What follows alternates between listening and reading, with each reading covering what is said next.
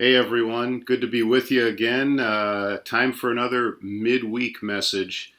I hope that you're having a good or at least an okay week as we roll through the 20 somethings days of June.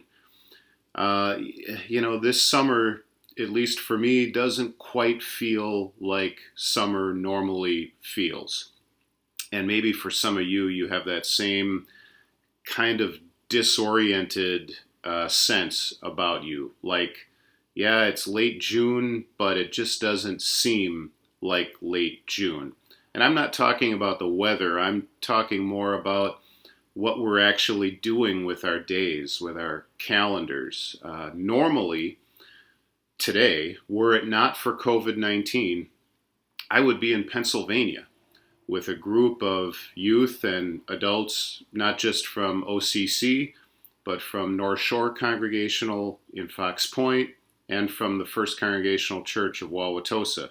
And together, the plan was we were going to be something like 50 strong between our three local church groups, and we were going to be on a mission trip for the week in western Pennsylvania near Pittsburgh with Hosanna Industries.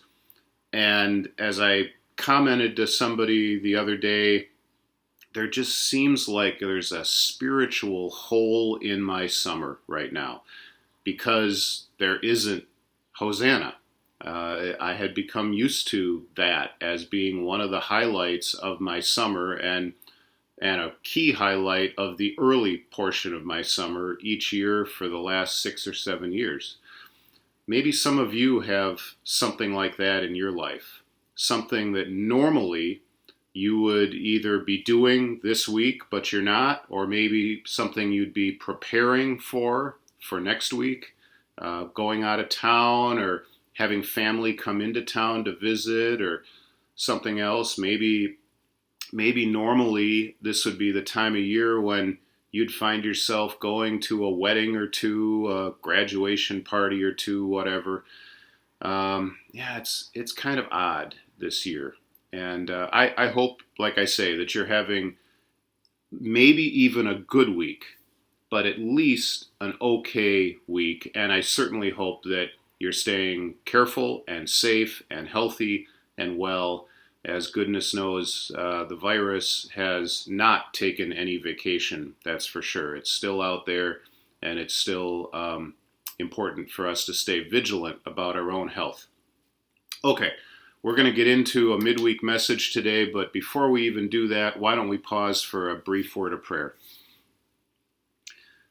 Gracious God, we do give you thanks for the season of summer and for all that it brings, even in a strange year like this.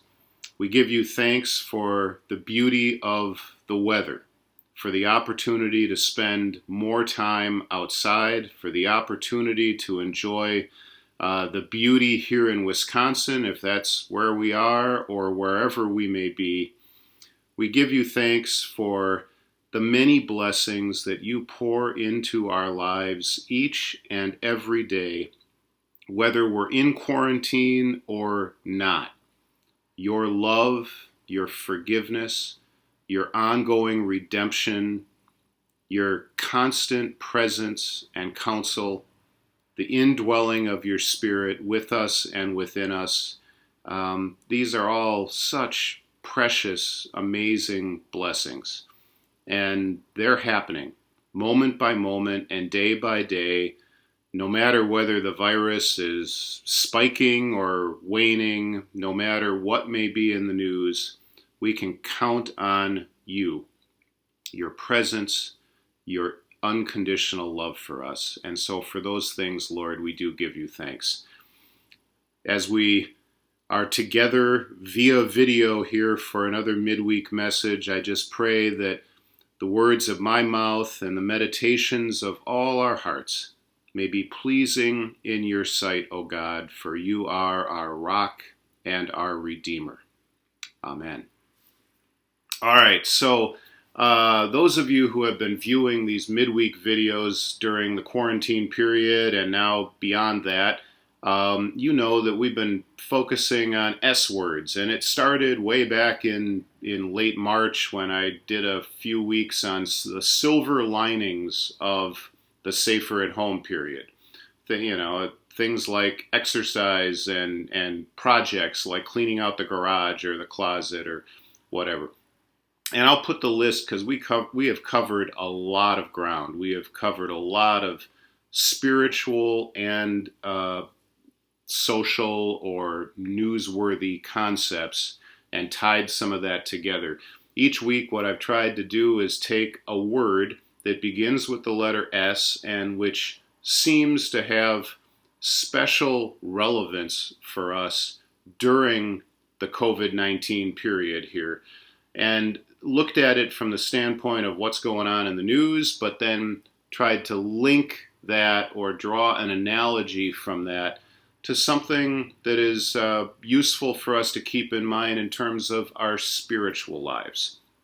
And so if you haven't been following these midweek videos, if you're kind of new to this series, you may want to go back, pause the video a little bit, and more thoroughly digest that list of S words up on the screen. But if you've been following along, you know the ground which we have already trod. And it's considerable, right? And we're going to continue today with another S word. And to help us do that, let me say that I grew up in the age of Saturday morning cartoons, not on Nickelodeon because there was no such thing as Nickelodeon. I mean, I would get up as a little kid into grade school, kindergarten, grade school age. You get up at 6:30, 7 o'clock because, before you hit teenage years, your circadian rhythms are totally different. So you would get up early as a little kid. You'd rush to the TV and you'd turn on ABC, NBC, or CBS, the basic three choices, and you'd have different cartoons, Hong Kong Phooey and Scooby-Doo and the Warner Brothers, Bugs Bunny type stuff. And you just watch that for a couple hours until your parents got up and you got around to dealing with breakfast and whatever else the day had to bring. And I grew up watching cartoons like this one, which was one of my favorites.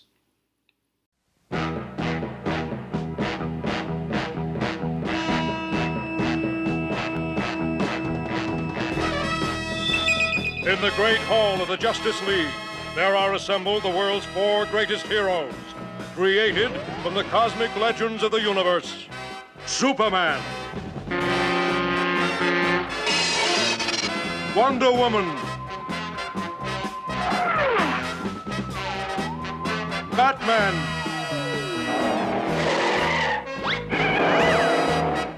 Aquaman,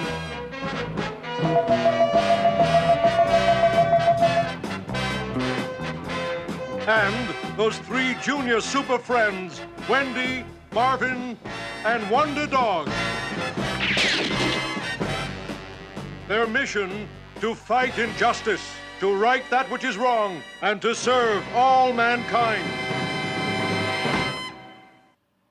Now, at least some of you out there go back even a little further than I do, but even I remember this other earlier iteration of Superman, and you may too. In fact, maybe you, like me, can almost recite the opening credits lines from memory. Check it out.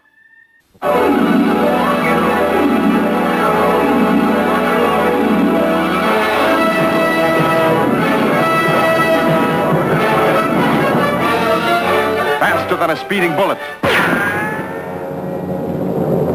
More powerful than a locomotive. Able to leap tall buildings at a single bound.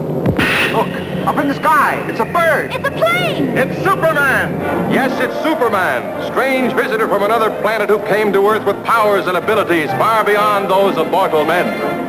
Superman, who can change the course of mighty rivers, bend steel in his bare hands, and who, disguised as Clark Kent, mild-mannered reporter for a great metropolitan newspaper, fights a never-ending battle for truth, justice, and the American way.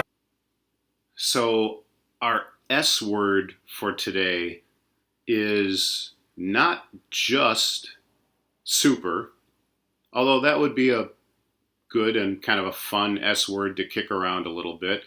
But no, again, I've been searching for S words that have some particular relevance to the pandemic as well as to our spiritual lives, both, not just either or. And so our S word today is actually super spreader. Yeah, super spreader. And no, I'm not talking about the things that you wheel up and down your lawn that spread fertilizer, evenly across the grass. No, we're talking about something that is very definitely COVID-19 related. What is a super spreader? Well, I've heard the word in the news and I Googled it, and there's obviously just a plethora of articles and studies and things that you can read if you're into that. I found one article that I thought was particularly helpful, not super long at all, and pretty easy to understand, and it's from a source that sure seems pretty trustworthy, and that's MIT, and it was simply entitled, "What is a Coronavirus Super Spreader?" And here's kind of what I gleaned from that short article. First of all, a super spreader, from the standpoint of the COVID-19 or the coronavirus, is someone who infects not just a few, but many. Now, the epidemiologists are saying that the average infection rate for someone with COVID-19 is somewhere around 2 to 3. So if I have the infection, and who knows whether I do or not. I mean, I'm asymptomatic, but I could still be carrying the infection. Who knows? If I have it, the average outcome would be that I might infect 2 others, maybe 3. So the statistic gets kicked around that the number is like 2 point something. But that's just the average. There are people that get the coronavirus and they infect nobody else, or maybe they just infect one other person, their spouse or somebody that is in close contact with them, but nobody else. And then there are people that bring the average up. They arrive at that 2 point something average because, some people infect 0 or 1, but some people can infect many, 5, 8, even a dozen or more, depending on the circumstances. So someone that infects a whole bunch of people, not just 1 or 2 or 3, is a super spreader. Well, what causes someone to be a super spreader? And that's not entirely known by the scientists. It could be what they call your amount of viral load, meaning like how much of the virus, how strong a concentration of it are you carrying around in your body. It could also have something to do with your own individual biochemistry, meaning no matter what's going on inside your body, how much you emit into the outside world and then to others may be a function of your own personal body chemistry. It could be circumstances. It could be the environment that you're in from a day-to-day basis. How many people live with you? Are you going to work not knowing that you have the virus and spreading it to people in the workplace, or are you working from home? That makes a big difference. And it could be a combination of all of these. So there is a lot that is still unknown about how exactly it's transmitted and how particularly one transmits it in a scaled way, to many people, not just to 1 or 2 or 3. And so what does the news media mean? And, they're reflecting the scientific experts. So let's say, what do scientists mean when they refer to a super spreader event? Well, it seems, from what I've been able to pick up in my reading, it seems that it's basically a three-factor equation. A closed space with a crowd of people, and those people are in close contact with one another. So a giant auditorium that holds tens of thousands of people, a basketball arena with 50 people, that's a closed space, it's indoors, but the crowd is not necessarily in close contact with one another. 50 people could be sprinkled around a basketball arena and be far away from one another. And of course, basketball arena has a high ceiling. There's a lot of air flow and whatnot. But 50 people in your living room, or 50 people on the same bus or the same subway car, or maybe the same conference room at work, that's a closed space with a crowd of people, and they would, by necessity, be in close contact with one another. That would be the recipe, if you will, for a super spreader event.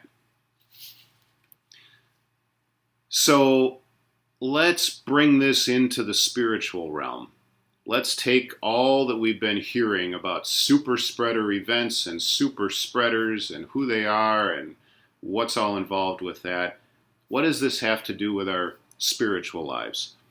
Well, I would submit that a person can be a super spreader spiritually. A person can be a spiritual super spreader for better or for worse. And what I mean by that is your attitudes, your values, your ideas, your principles, maybe even something of your own personal integrity or character. Whether those are positives or negatives, they can be contagious.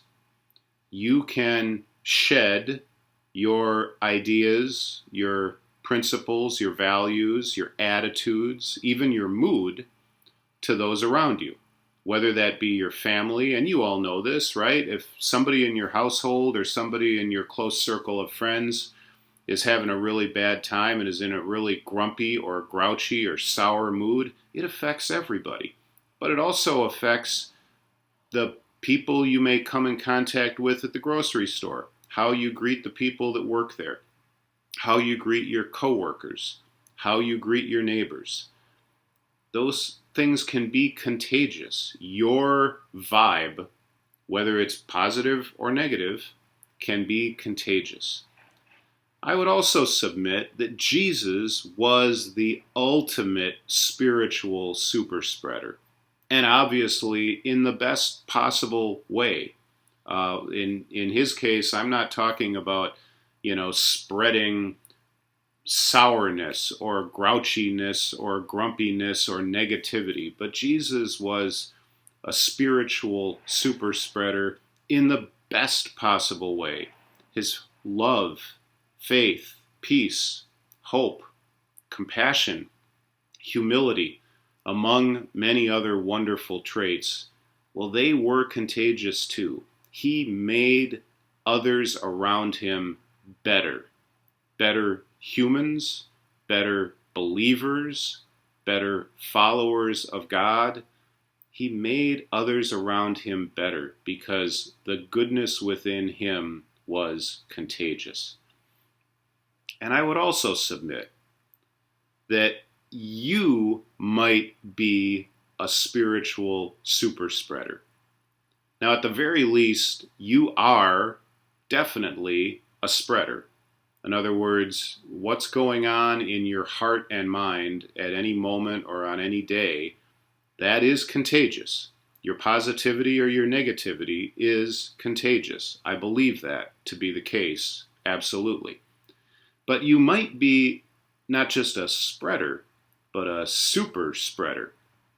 You might be the kind of person that, for whatever combination of reasons, has the effect of spreading your ideas, values, your integrity, your character, perhaps your mood, perhaps your attitude in that moment, good or bad, and spreading those things to more than just a few people, but to sort of scale up the spreading. In other words, some factors in your life or in your personality may lead you to spread your attitudes and ideas more prolifically than most people do.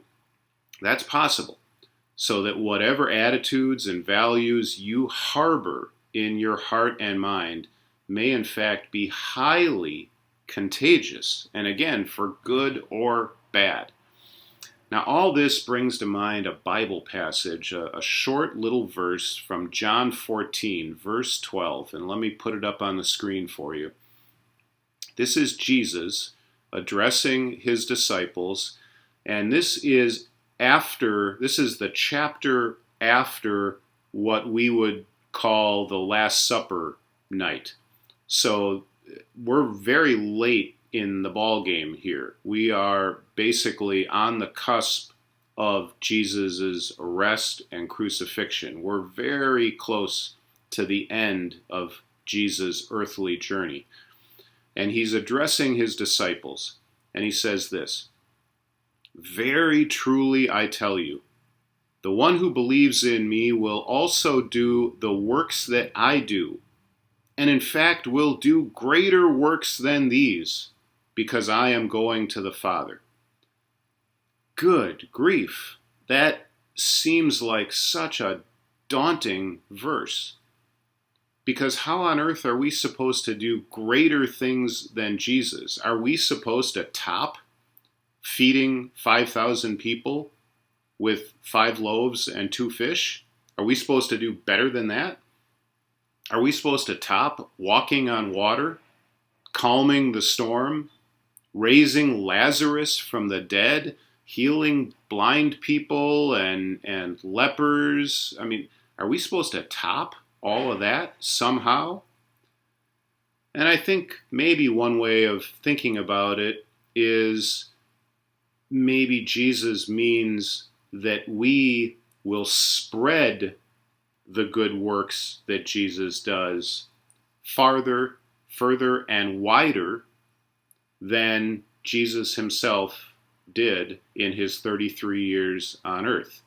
That we, the followers that would come after Jesus, would scale the good works that Jesus did. Not necessarily that we would do things that were more incredible, more supernatural, more spectacular than Jesus, but that we would spread the news and spread the word and spread the goodness that Jesus came to bring, and spread it more widely than he himself did in terms of geography and demographics. Maybe it's helpful to take a look at another version of this very same verse, and sometimes I find it helpful to look at Eugene Peterson's The Message. You may be familiar with that version of the Bible. It's not technically a translation.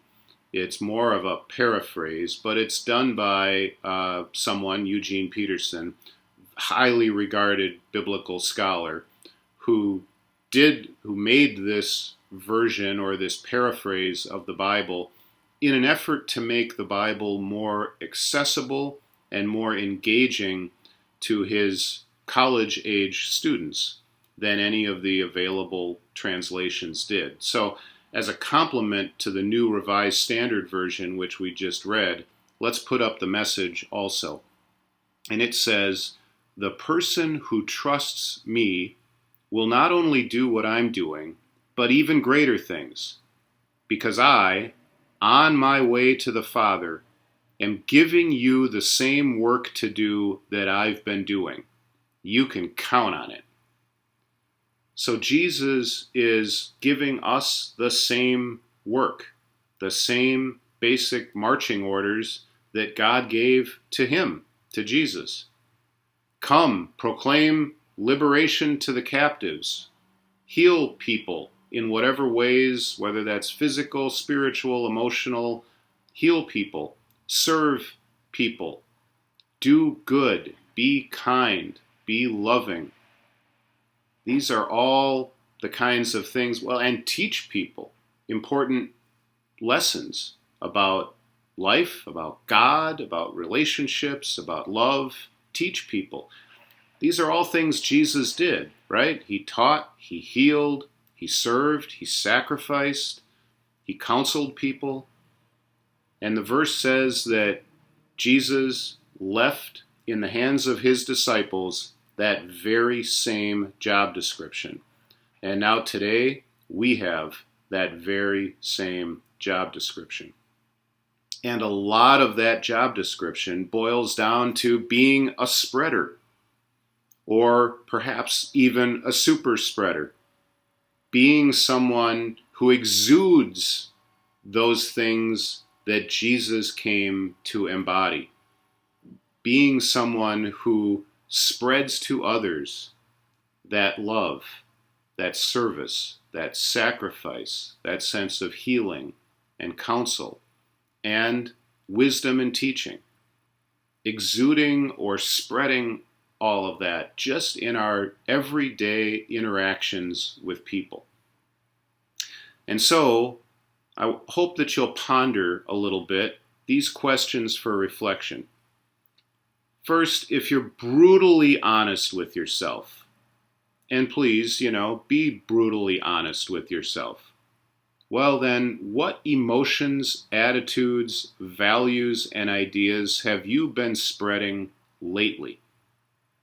Are they love, peace, joy, hope, faith, goodness, etc.? Or is it grumpiness, restlessness, annoyance, sourness, whatever? Think about that. What is it that you have been spreading most lately? And how much of what you've been spreading is really Christ-like? And then thirdly, how would you answer the question? Not, in this case, not WWJD, what would Jesus do? But in this case, WWJS, what would Jesus spread? And we've just talked about some of those things, but the list could go on, right? And finally, how exactly might you begin to adjust what you're spreading? And to whom? How might you specifically modify your own behavior, the ways you interact with people, greet people, respond to people? How might you consciously and intentionally modify that so that the things you're spreading are indeed more Christ-like? So those are some challenges for you to ponder today in response to this midweek message. For those of you who are part of OCC, a reminder, we are back to in-person activities on Sunday mornings at least at OCC. However, we are also maintaining an online presence. So let me show you on the screen with regard to this coming Sunday, June 28th. I guess the main, if you think of this as a decision tree, the main decision, the first decision to make is, would you like to participate in person or would you like to participate online? And both are terrific and wonderful, and we are certainly not making any judgments of the value of one over the other. We just hope you engage with us in whatever way you're most comfortable with. If you choose to come in person, then at the 9 o'clock time, we will have worship in the sanctuary, and we will also have programs or groups for youth and from middle school, high school, and college age. That'll be with me, and hopefully that'll be outside weather permitting. That would be obviously the safest, lowest risk way to go in terms of the virus. But if it's raining, which it is supposed to be, it's supposed to be a pretty ugly Sunday at this point. If the forecast holds true and it is inclement weather, we'll be in Fellowship Hall, upstairs in the large room. Our Joyous Journey Sunday School will be in the Play and Pray room downstairs, and we'll have infant and toddler care in the nursery as well. And then at 10:30, we'll just have worship in the sanctuary, but not children's and kids and youth programs. If you choose to participate online, then both the 9 and 10:30 services will be live streamed on YouTube in the moment. So you can tune in to YouTube at 9 o'clock itself and watch it live, or at 10:30 and watch it live. Or if you want to sleep in or whatever, you can watch either of those services after the fact as recordings on YouTube. So you can watch them Sunday afternoon, Sunday night, Monday, Tuesday, whatever time is convenient for you. Now, I know those of you that tuned in this past Sunday, you noticed that the look and the feel of the worship videos was very different than what you had grown accustomed to during the quarantine period, when they were not live streams, but they were actual, prepared videos. We will continue to work on improving the technology. Those of you from OCC, you know that whenever something doesn't technologically go right at OCC, it's usually my fault. In this case, I can honestly tell you I had nothing to do with it. I cannot claim any credit nor any fault. In fact, it really wasn't anybody's fault what happened this past Sunday. We're getting used to some new hardware, some new software, obviously a different way of recording worship, having people, worshipers in the sanctuary, not just Jeff all alone in the sanctuary. So it's a different animal. It's apples and oranges for sure. But we are committed to improving week after week after week the viewing quality experience for those worship videos. And so if you are inclined from a health standpoint to stay home and be safe, don't fret about that in the slightest, but do tune in either at 9 or at 10:30 or after the fact, and look for an improvement in the viewing experience and the quality of that experience this Sunday, June 28th. All right, I thank you folks for tuning in with me here today, this midweek Wednesday. Again, I hope you're having at least an okay week, maybe even a good week, as we journey through the latter portion of June in this bizarre year, 2020. I'll sign off, wish you well, and we'll hope to see you online or in person this Sunday. Take care and God bless.